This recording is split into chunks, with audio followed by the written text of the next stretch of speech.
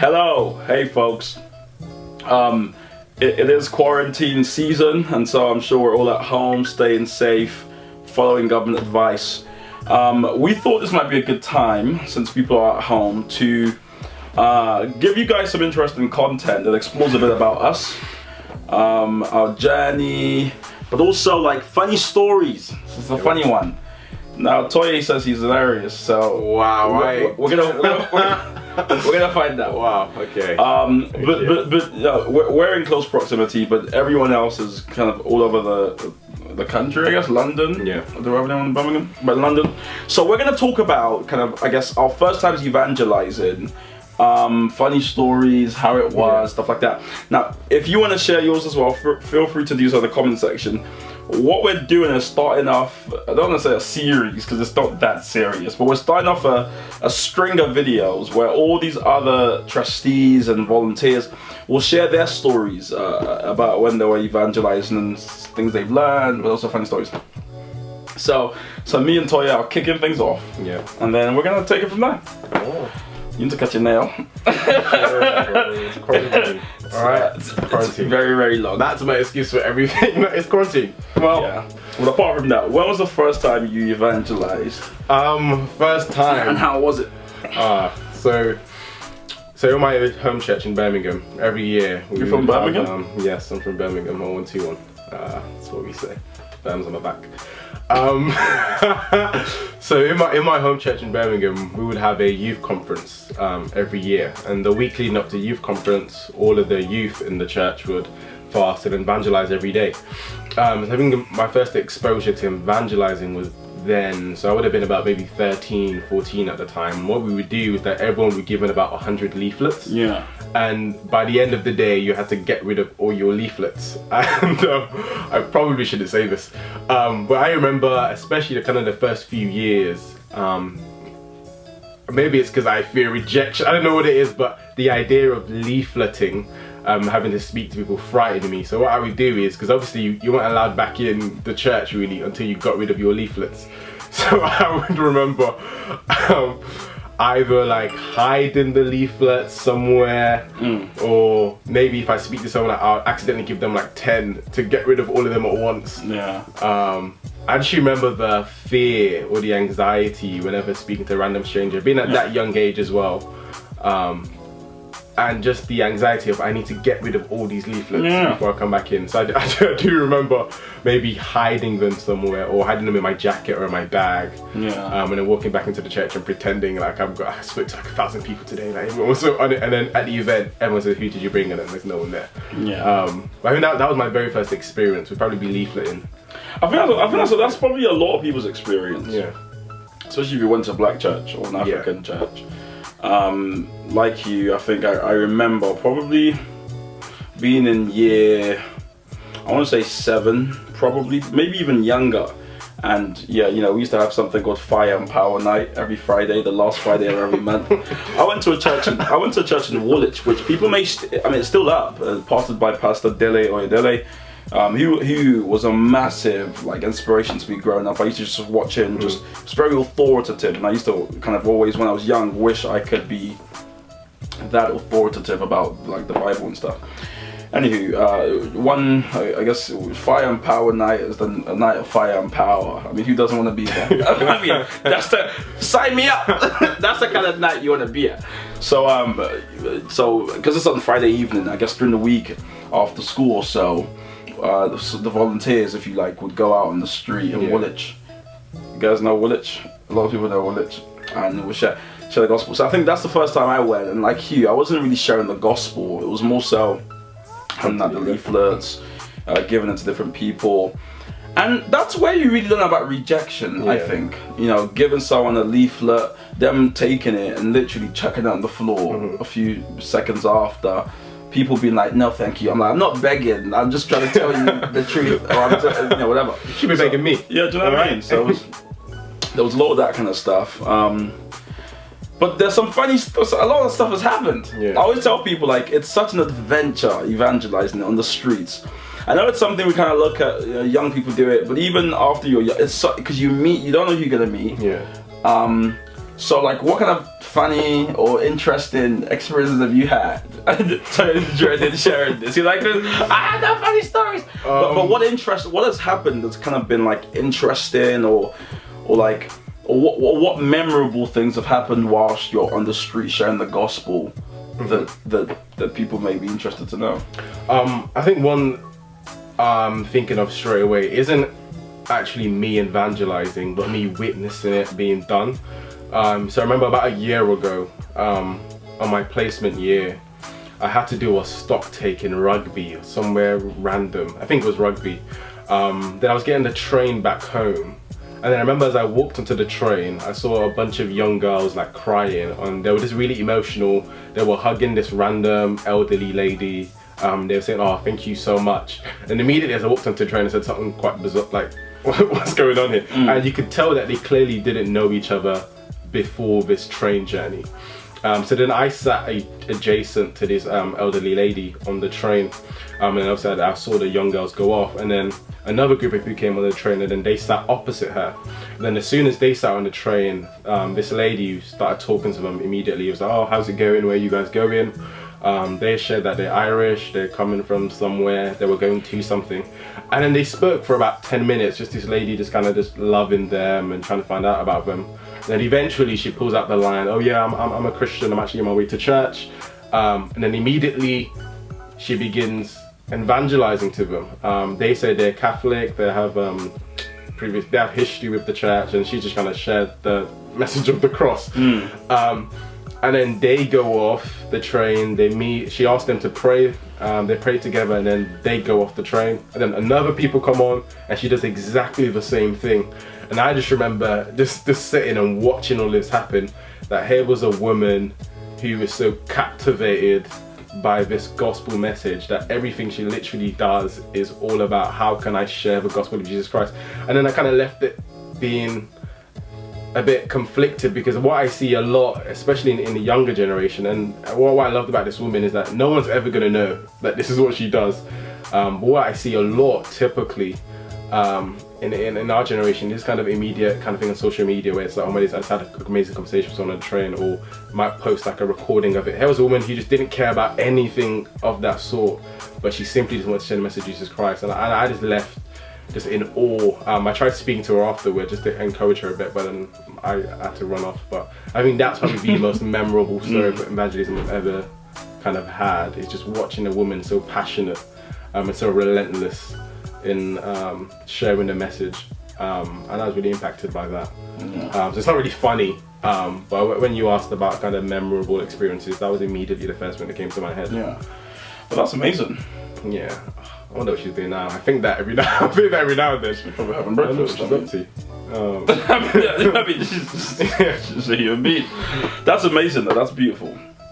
That's beautiful, because you are right. Like, the gospel, is, because people often say, don't they, that they want to like preach, or they want to go on an altar and a stage, and preach the gospel, and they're waiting for their big moment to preach the gospel, but you have a platform every day. Yeah, whether you have a platform every day. So if you're a preacher, I was listening to Stephen Lawson saying something not too long ago, where he was saying, if you call yourself a preacher, that's not what makes you a preacher.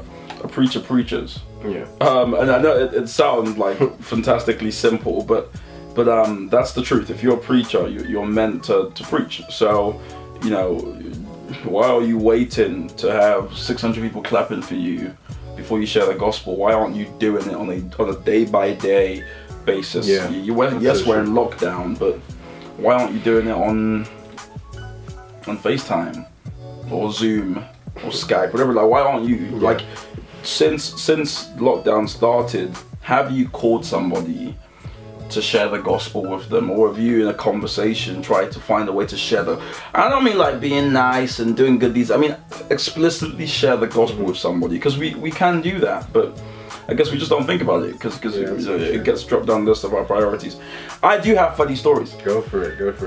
Lighten the mood a bit. Yeah. I do have funny stories. So many. Where do we start? Well, there is obviously being young and just leafleting. I got stories from there. You know, people calling me really bad words. But obviously, I didn't really know that you went on to say something back. So when I was younger, I would tell them what I think about them as well. Let's just put it that way. There was one time actually where I gave leaflets to someone. They were like, "Oh, F off!" Like they saw at me, and then I just immediately said, "No, you F off." and thank God there was someone that nearby who kind of walked over and said, "Nah, you can't say that." I was like, "When he said F off," they're like, "Yeah, but you're not allowed to say that back." Bear in mind, I wasn't saved at this time. I was just leafleted because that's what we were told. So lots of stuff like that. There was one time actually where in Woolwich again was leafleted, and there was a rival leafleter who was there from another church, and for some reason we were very tribal even then. So we were like, I didn't look at her and go, "Wow, more people spreading the gospel for the Lord." Like I looked at her and thought, "Nah, she ain't taking my people." What are you here? So literally, I was like, when people would finish speaking to her, I would run up to them after and be like, "I know she's telling you about something, but trust me, there's a better event." And after we would talk about who we got, who we stole from her, who she got from us, all these kind of dumb things. So all those are interesting. Probably the longest time I've been out on the street for, so it was something like 6 or 7 hours, and that was in London again, and it was because we were speaking basically to a Muslim who disagreed with us. You know, initially he was telling us about his life story and what he's been through, and then as we started sharing with him the gospel, he was kind of saying no, and we just kept on arguing with him all day.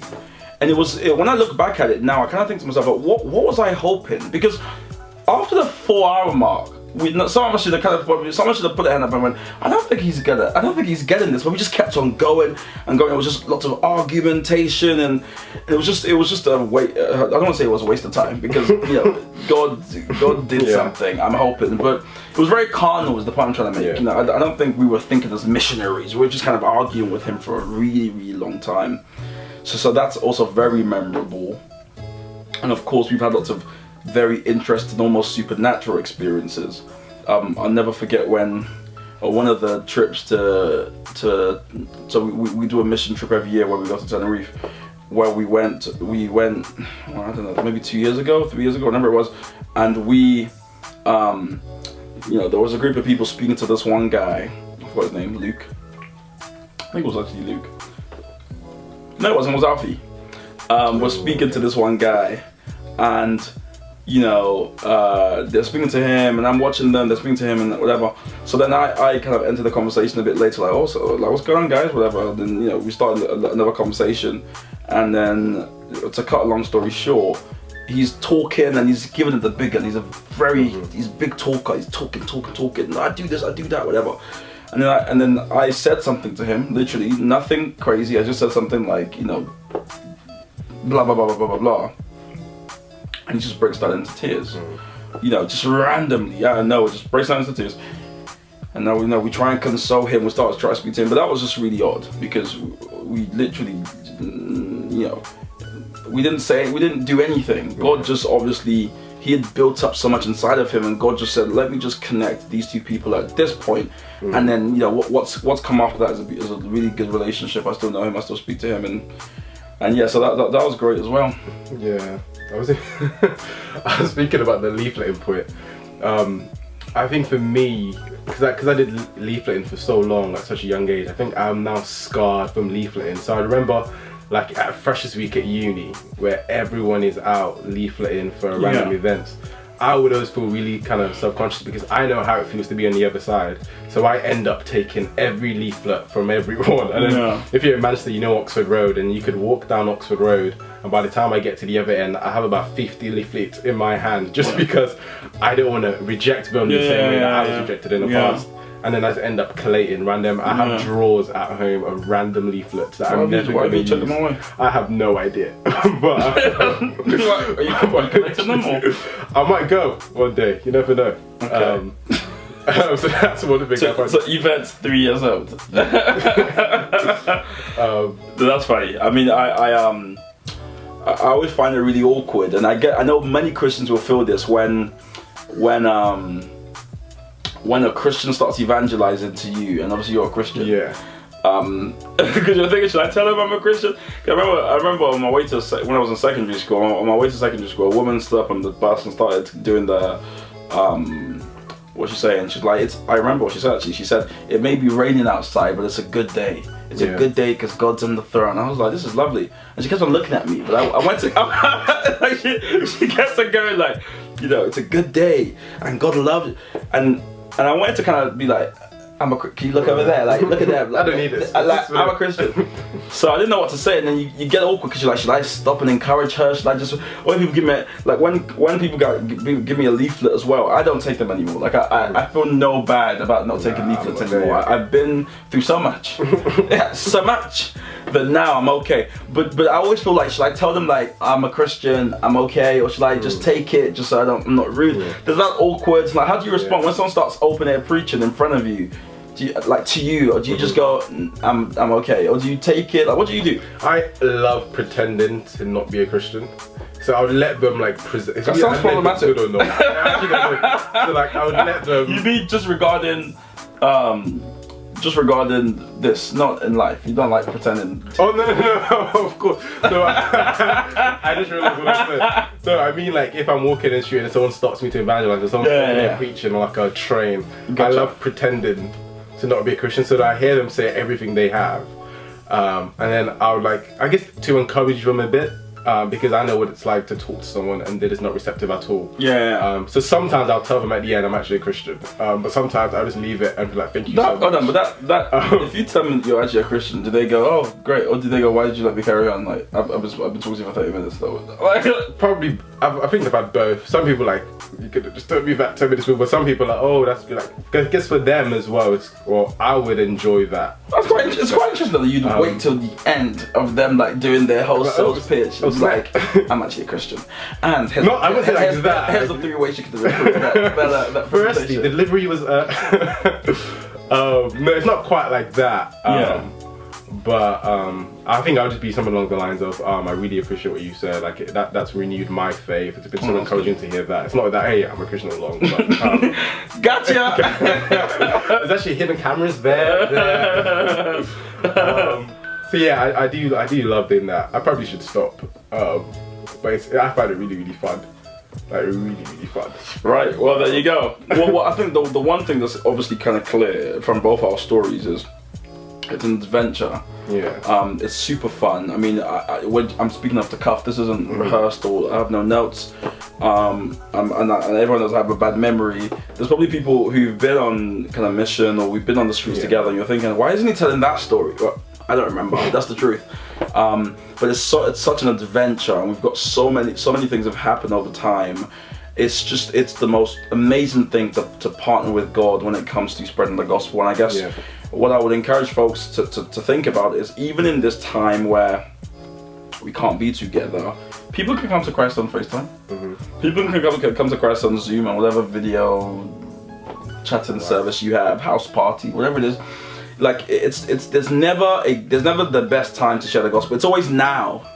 Right? You don't procrastinate. You'll say later on. You do it right now. So I would encourage folks to keep on spreading the gospel, to go on the adventure with God, and to see what memorable, funny, interesting stories will be made out of just stepping out in faith and sharing your truth with people. Yeah, I think that's amazing. I think that's one thing I've done a lot recently, is how do I turn this kind of quarantine period, not use that as an excuse to not evangelize, but how in this period can I even press on and do more? So yeah, I think that if that's one thing you take from this whole kind of just random conversation we're having about evangelism, it's just to press on a bit. Don't wait for a platform to preach. Just preach the gospel every day. So yeah, I do appreciate that. Well, if you enjoyed this video, folks, be sure to subscribe. Hit the like button. That's the one. That's the line. Subscribe, like, and share. And we hope to put more of these out. Like I said, I know everyone's at home, so we want to talk about the gospel, talk about share funny stories, look back into the past, and hopefully give you something fun to watch and to occupy your time. So if you made it this far, thank you so much for being part of our journey. That's it. That's all, folks. Thank you.